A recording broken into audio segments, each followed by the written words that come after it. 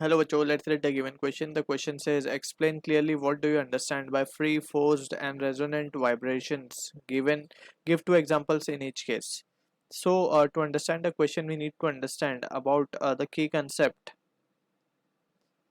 of free, forced, and resonance vibration. So, basically, अगर हम बात करें free vibration की, so जब कभी भी कोई body, we can write the definitions in this, and we will explain it further. पहले हम इसके डेफिनेशंस लिख लेते हैं. फ्री वाइब्रेशन की अगर हम बात करें, when a body is displaced from mean position, when a body is displaced from equilibrium position कहते हैं हम basically, from equilibrium position and it starts vibrating,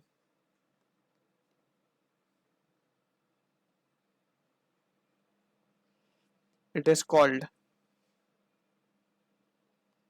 free vibration.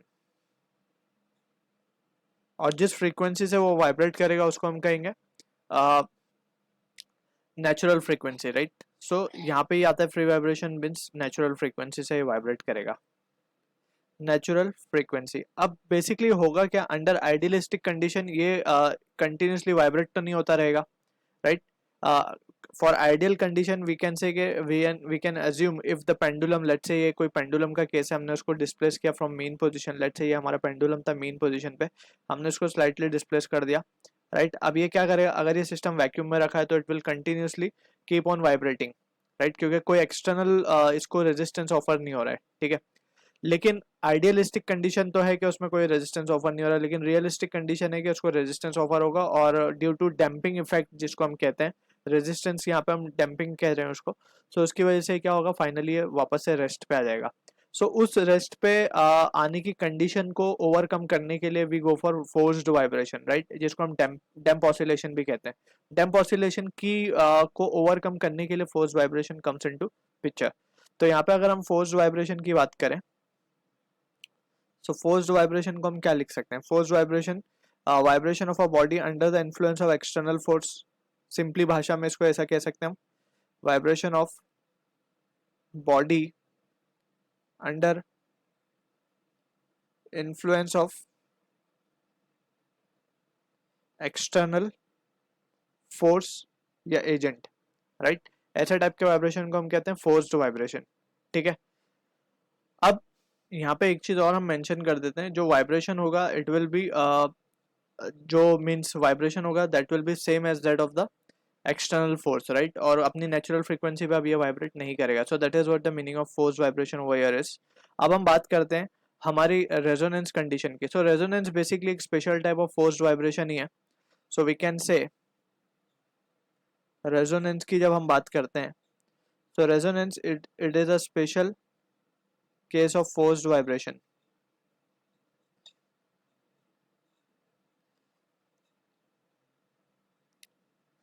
Forced vibration when a body is basically natural frequency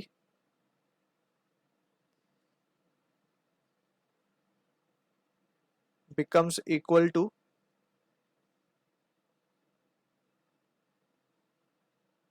the frequency of external source.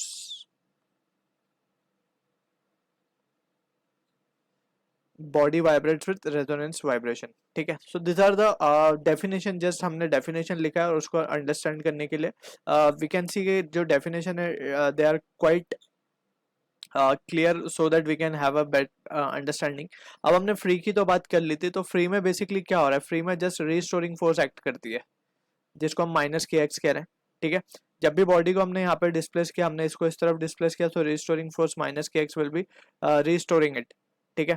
सो अगर हम बात करें forced vibration की, सो forced vibration में basically क्या होता है, फोर्स्ड वाइब्रेशन में हमने एक एक्सटर्नल सोर्स को लगा रखा है. अब फोर्स्ड वाइब्रेशन एक्चुअली क्या है, डैम्प ऑसिलेशन के अंदर आ जा रहा है ये, ठीक है. तो यहाँ पे हम फोर्स का जो एक्सप्रेशन लिखेंगे वो लिखेंगे माइनस के एक्स, जो कि रिस्टोरिंग फोर्स है, इसमें आता है एक माइनस BV जो कि एक हमारा ड्रैग फोर्स है, ठीक है ना। ये तो रीस्टोरिंग फोर्स है, RF लिख रहे हैं हम यहाँ पे। ये है BV that is restoring drag force DF। इसके अलावा एक एक्सटर्नल सोर्स आता है जो सिस्टम को वाइब्रेट करवाता है, उसे हम लिख रहे हैं F0 साइन ओमेगा DT। ऐसा कोई फंक्शन हमने मान लिया कि ये ड्राइविंग फ्रीक्वेंसी, यहाँ पे omega naught is what, driving frequency, जिससे वो ड्राइव करवा रहा है सिस्टम को, ठीक है। अब बात करते हैं रेजोनेंस की।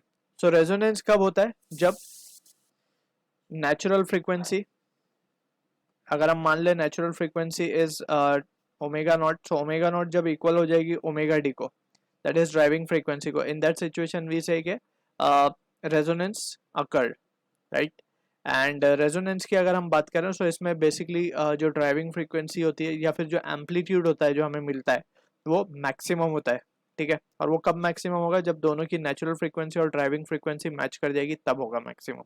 अब इनके एग्जांपल्स अगर हम ले तो यहाँ पे just we can see for free vibration हम लिख सकते हैं। सो एग्जांपल अगर हम दें तो we can see for free vibration we can give examples over here.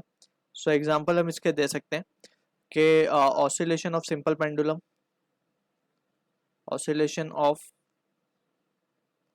Simple pendulum, जब उसको जस्ट हम एक बार डिस्प्लेस करके छोड़ दें, राइट। सो जब वो स्विंग होता रहेगा, सो that is what the natural frequency से वो स्विंग होगा अपनी, ठीक है।